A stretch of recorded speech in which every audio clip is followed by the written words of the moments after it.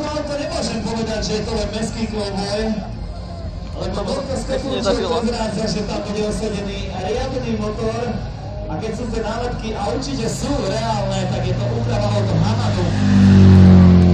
Takže toto je obystený granát alebo neriadená strela, prevedení automat, cca 630 konských síl.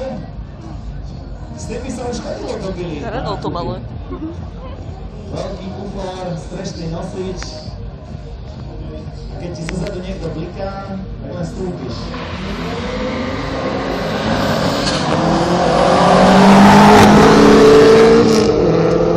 Keby to bolo páčiť, že vyhrá to.